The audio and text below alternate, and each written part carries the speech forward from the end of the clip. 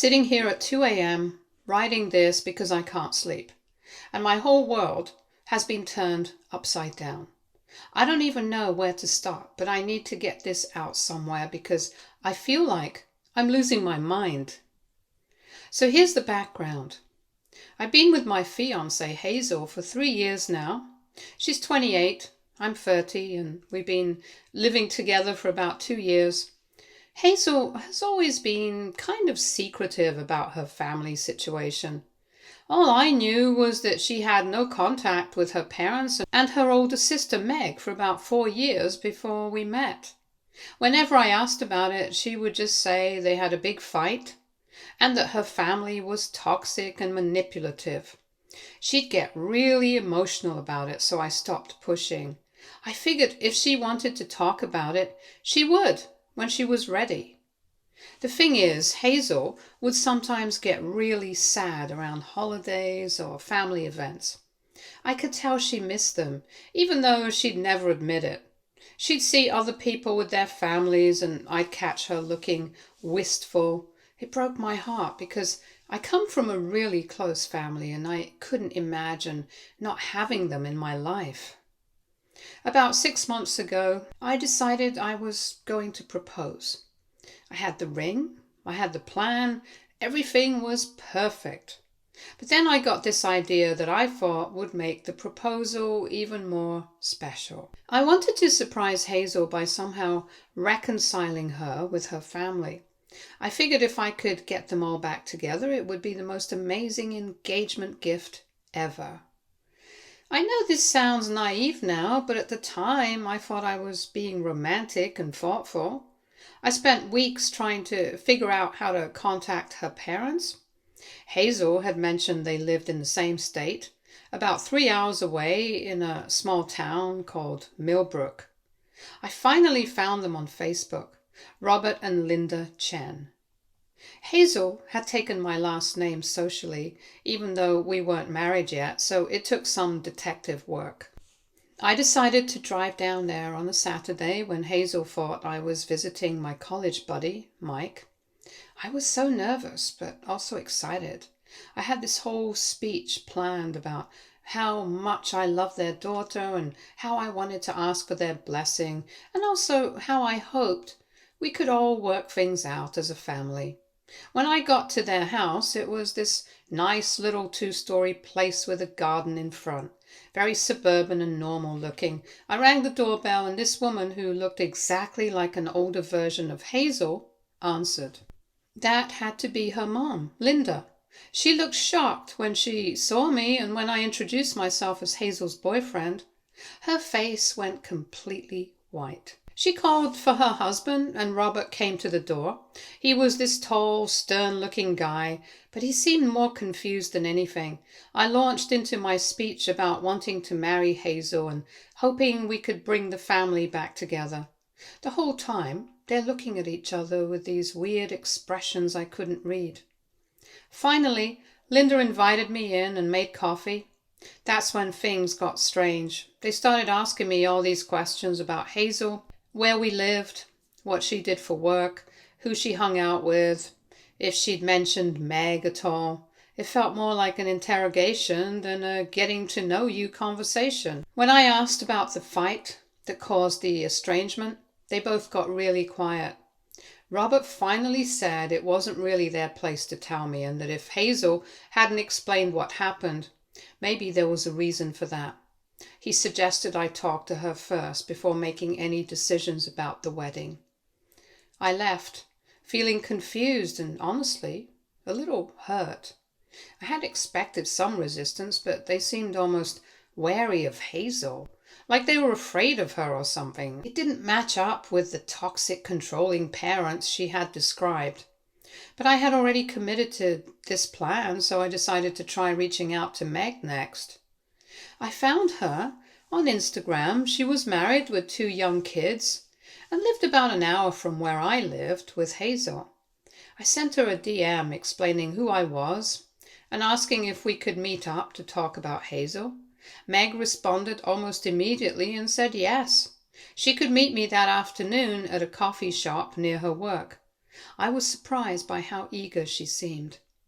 When I saw Meg, the family resemblance was obvious, but she looked older than her age. We sat down. I started with the same speech about wanting to bring the family together for Hazel's proposal. Meg just stared at me for a long moment, then asked if I knew why Hazel had cut contact with the family. I said I knew there had been a fight, but Hazel hadn't wanted to talk about the details. Meg laughed, but it wasn't a happy sound.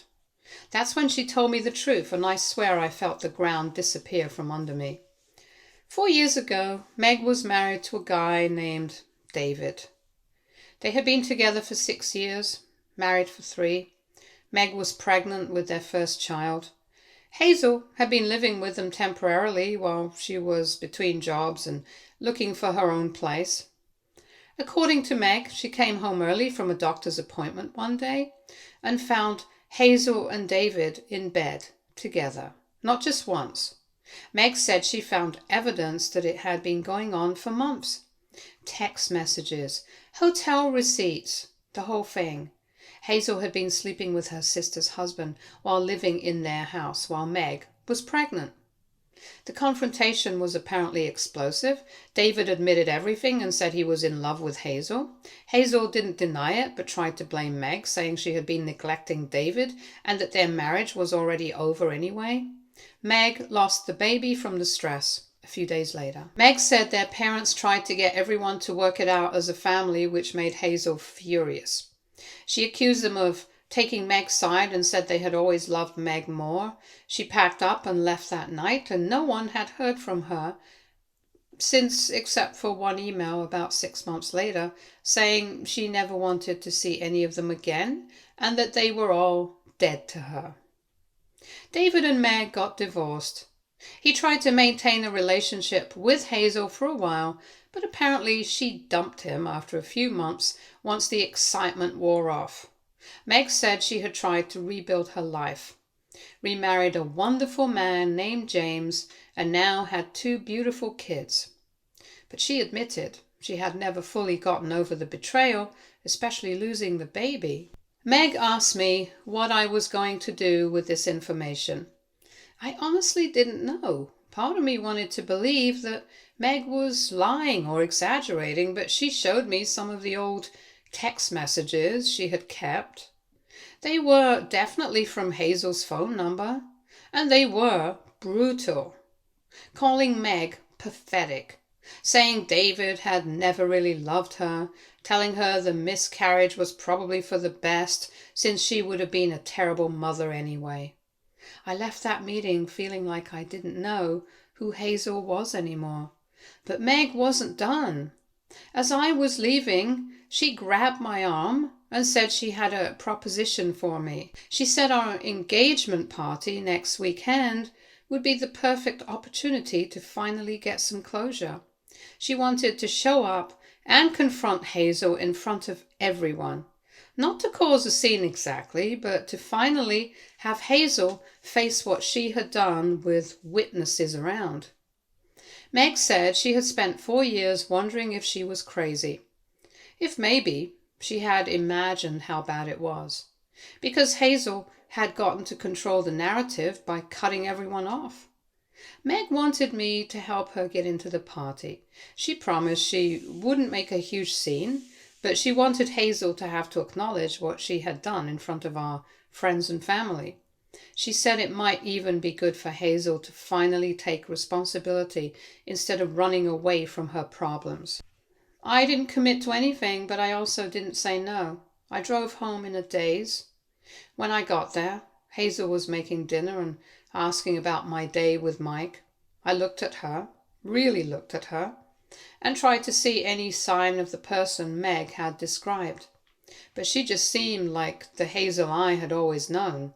Sweet, a little vulnerable, talking about her day and what movie we should watch later. That was 3 days ago, and I still haven't said anything to Hazel.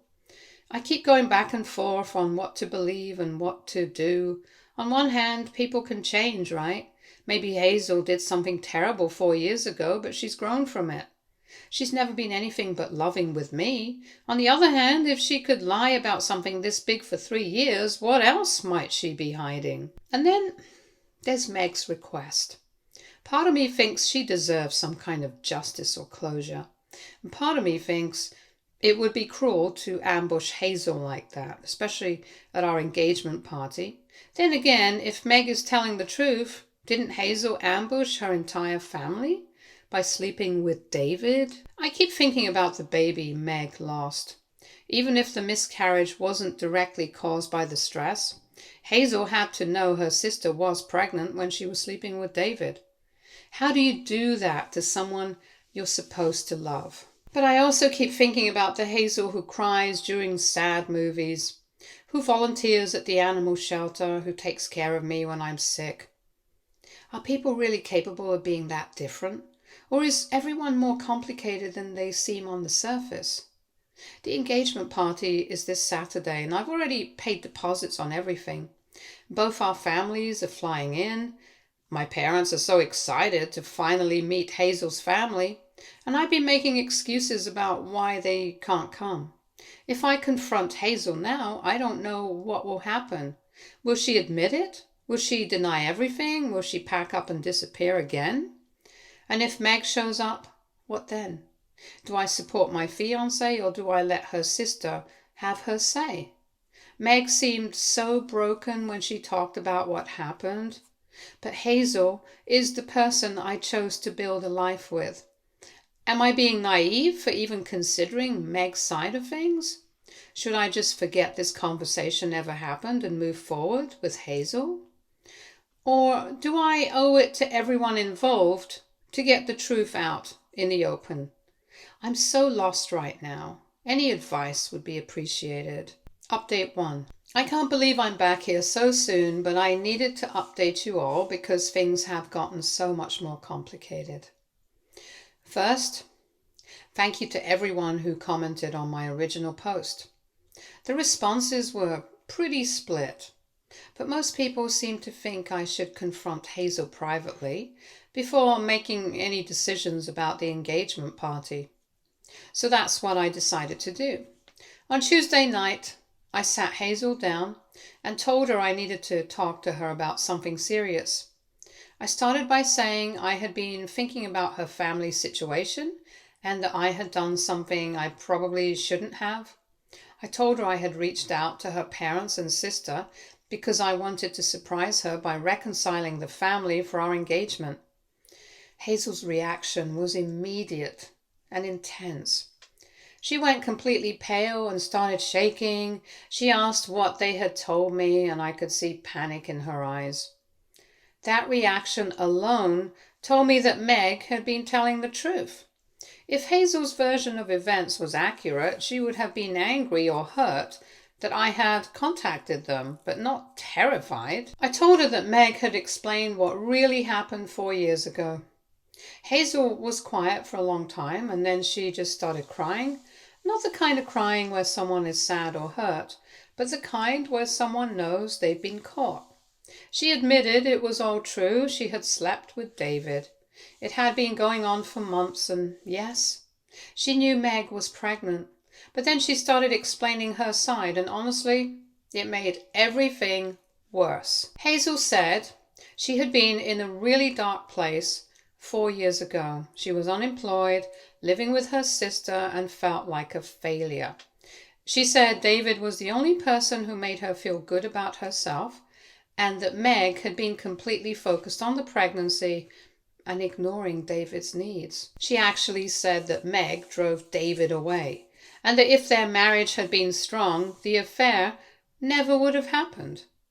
When I asked about Meg losing the baby, Hazel got defensive. She said she was sorry that happened, but it wasn't her fault, and that Meg had always been dramatic and had probably lost the baby anyway because of her age and stress from work. The way she said it was so cold, like she was talking about someone she barely knew instead of her sister. But here's the part that really got to me. When I asked why she had lied to me about what happened, Hazel broke down and said she was afraid I would leave her if I knew the truth. She said she loved me more than anything and that she wasn't the same person she was 4 years ago. She begged me to forgive her and said we could work through this together. I told her I needed some time to think, and I've been staying at my friend Mike's place since Tuesday night. Hazel has been texting and calling constantly, apologizing and saying she'll do anything to fix this. She even said she would reach out to Meg and her parents to try to make amends if that's what I wanted. But here's where it gets really complicated. Yesterday morning I got a call from Meg. Apparently Hazel had actually followed through and called her. But instead of apologizing, Hazel had basically threatened her. According to Meg, Hazel told her that she knew Meg had poisoned me against her, and that if Meg showed up at the engagement party or tried to interfere in our relationship in any way, Hazel would make sure Meg regretted it. Hazel apparently brought up Meg's kids and said it would be unfortunate if Child Protective Services got an anonymous tip about Meg's parenting.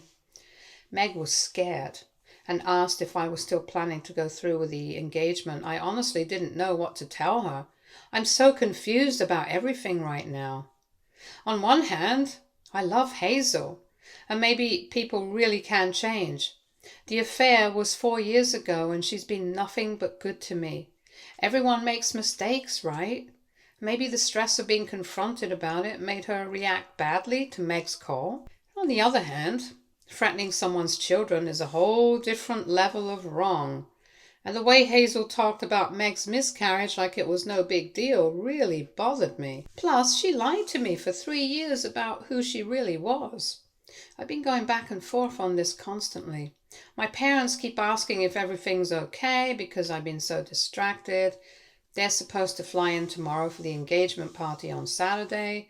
Hazel's been texting me pictures of the decorations and asking when I'm coming home to help set up. Part of me thinks I should just call off the engagement and be done with it. But then I think about all the good times we've had and how much I thought I loved her, and I wonder if I'm being too harsh. People do awful things sometimes and then become better people, right? Meg texted me today asking if I had made a decision about Saturday. She said she understood if I chose Hazel, but that she hoped I would at least be careful because Hazel clearly hadn't changed as much as she claimed. I'm supposed to give the venue a final head count tomorrow, and I still don't know what I'm going to do. Do I go through with the party and try to work things out with Hazel? Do I cancel everything and break up with her? Do I let Meg come and confront Hazel in front of everyone? The worst part is that I keep thinking about practical things. We have a lease together, we have joint bank accounts, we have plans for the future. How do you just throw all of that away? But then I think about Meg's kids and what kind of person threatens children to get their way. I feel like I'm in some kind of nightmare where there are no good choices. Whatever I decide, someone is going to get hurt. And I might be making the biggest mistake of my life either way. Has anyone else been in a situation like this? How do you know when someone has really changed versus when they're just good at hiding who they really are?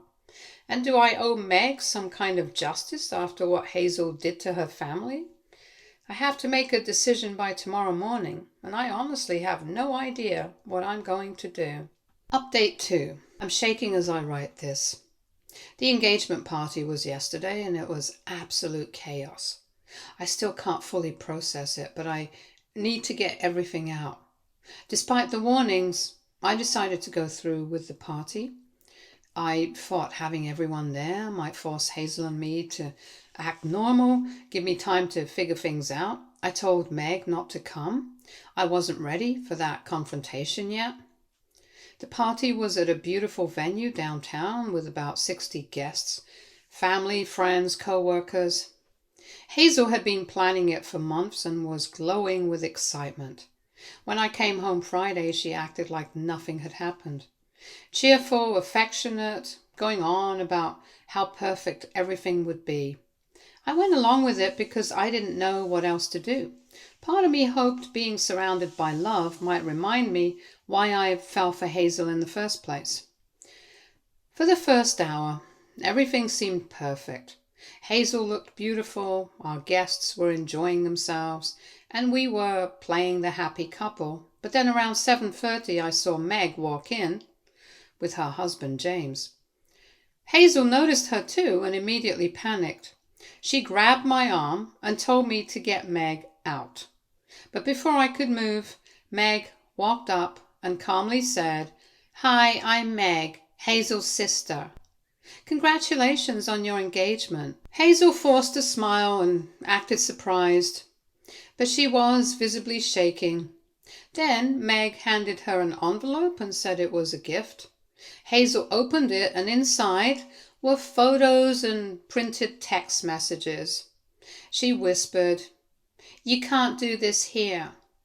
But Meg raised her voice slightly. "I think your fiancé deserves to know who he's really marrying, and your parents deserve to know that their daughter is getting married." My mom overheard and came over, excited to finally meet Hazel's family. That's when Hazel completely lost it. She started yelling at Meg, calling her jealous and vindictive. But Meg stayed calm and turned to me. She said the photos were from the hotel where Hazel and her husband David used to meet, while Meg was pregnant.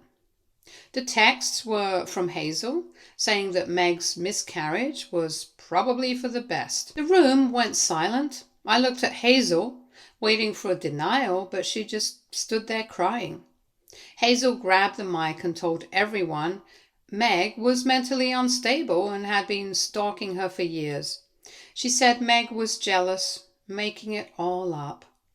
But then James spoke up and confirmed everything Meg had said. He'd been there 4 years ago when it all happened, and then shockingly Hazel's parents walked in. Meg had invited them, and they'd come in hopes of reconciling. When they saw what was happening, Hazel's father, Robert, took the mic. He confirmed he was Hazel's dad and said he loved her, but acknowledged she had hurt their family deeply. He said her behavior, including threatening Meg's children the previous week, proved she hadn't changed. Hazel broke down completely, sobbing and screaming that everyone was against her. She ran outside and I followed. In the parking lot, she begged me not to believe them. She said Meg had always been the favorite and that her family was toxic. Then she said something that made my blood run cold. "Fine, yes, I slept with David, but Meg was a terrible wife. And yes, I'm glad she lost that baby. She would have been a horrible mother." That was it. I told her we were done. I walked back in, took the microphone, and announced the engagement was off. I thanked everyone for coming. Most people left quickly, but Meg and her family stayed to help clean up. Meg apologized for ruining the party, but I told her she saved me from the worst mistake of my life. We talked for a long time. Her parents were kind and genuinely sad about how things turned out. They'd hoped Hazel would eventually come back to them. James, Meg's husband, turned out to be a good guy. He said Meg had been suffering quietly for years and that he was proud of her for finally standing up to Hazel. He even showed me photos of their kids. They looked so happy. I'm staying at my friend Mike's place now. Hazel's been calling and texting non-stop, apologizing, blaming others, begging me to reconsider. I haven't answered. I called in sick to work today. I keep wondering how much of the last 3 years was real. Did Hazel ever really love me? Or was I just convenient? But despite all of that, I feel relief, like I've finally exhaled after years of holding my breath. Meg and her family had invited me to stay in touch, which is unexpected but strangely comforting. It's like I lost a fiancé and gained a family. Now I have to deal with splitting up our things, cancelling wedding plans, returning gifts. I don't know what happens next. But for the first time in a long time, I'm sure I made the right decision. Hazel showed who she really was under pressure, and I can't build a life with someone capable of that kind of cruelty. To those who told me to be cautious and trust my instincts, thank you, you were right. And to those who said Meg deserved justice, you were right too. She handled it all with more grace than I ever could have. I don't know if I'll post again, but I wanted to let you know how it all ended. It's been a nightmare, but I think I'm going to be okay. Update 3. I didn't think I'd be posting again so soon, but something happened yesterday that I need to get off my chest. It's been a week since the engagement party blew up, and I thought the worst was behind me. I was very wrong.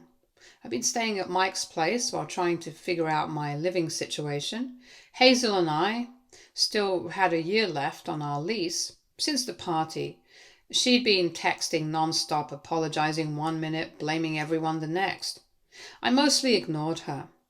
Yesterday morning, my landlord, Mr. Peterson, called, saying there had been an accident and asked me to come over. I assumed something like a burst pipe, but when I arrived, 2 police cars were outside. Mr. Peterson explained the neighbors had called in noise complaints around 10 a.m., yelling, things being smashed. When we got upstairs, I was stunned. The apartment was destroyed. Furniture overturned, holes in the walls, picture frames smashed. My laptop was in pieces, clothes were slashed, childhood photo albums, gifts, books ruined. It looked like a hurricane hit. The police said Hazel had come by that morning and had a full breakdown. Neighbors heard her screaming about betrayal. By the time officers arrived, she was gone. They asked if I wanted to press charges for property destruction. I couldn't even answer. Half of me was furious, the other half felt hollow. That apartment had held our life together. Now it was wreckage. I stayed to salvage what I could. There were pictures of us amid the destruction, little tokens from when I still believed in our relationship, a ticket stub from our first date, a Valentine's Day card. It all felt like reminders of a lie. Around 6 p.m., Meg called. She'd heard from her parents, who had gotten a frantic call from Hazel that morning. Meg asked if I was okay and offered to help. I told her about the apartment and she insisted on coming by with James. They arrived with cleaning supplies and boxes and spent the entire evening helping me pack. It felt surreal. Hazel's sister helping me recover from Hazel's meltdown. But Meg was calm and kind throughout. As we worked, Meg shared more about Hazel growing up, how she'd always had jealousy and anger issues. She told me Hazel once destroyed her college applications out of spite and had a history of sabotaging friendships. Her parents had tried to excuse it for years, chalking it up to Hazel being sensitive. Then James found something disturbing. Hidden in Hazel's closet were printed emails and screenshots. Turns out Hazel had been cyber-stalking Meg for years, using fake social media accounts. There were screenshots of Meg's posts, photos of her kids, even images of her house. Meg went pale. She'd suspected someone had been lurking on her socials, anonymous comments, weird messages, but never imagined it was Hazel. Combined with Hazel's previous threats to call CPS on Meg, it was terrifying. We called the police again. Same officers came and took everything seriously. He advised Meg to file a restraining order and said they tried to locate Hazel. When Meg asked if Hazel could become violent, I didn't know what to say. The woman who destroyed our apartment wasn't the one I thought I knew. We finished around midnight. The place was unlivable. But Mr. Peterson offered to help with breaking the lease. Meg and James even offered their guest room until I could find a new place, unbelievably generous considering everything. This morning, Hazel texted, "I'm sorry, I love you. Please don't let them turn you against me." I showed it to the officer when filing my report. He said they were still looking for her. Now I keep thinking about all the little red flags I brushed off during our relationship. Hazel's unpredictable anger, her cutting jokes, her inability to keep female friendships, the way she always framed herself as the victim. I ignored them because she made me feel needed, like her hero. But she was manipulating me the whole time. I'm still stunned by how kind Meg and her family have been. The people Hazel painted as villains have been nothing but supportive. They're not perfect, but they've clearly been trying to heal from Hazel's damage for years. I don't know what'll happen next. If Hazel will be found, if charges will be filed, or if Meg's restraining order will go through. But I'm thankful this happened before the wedding.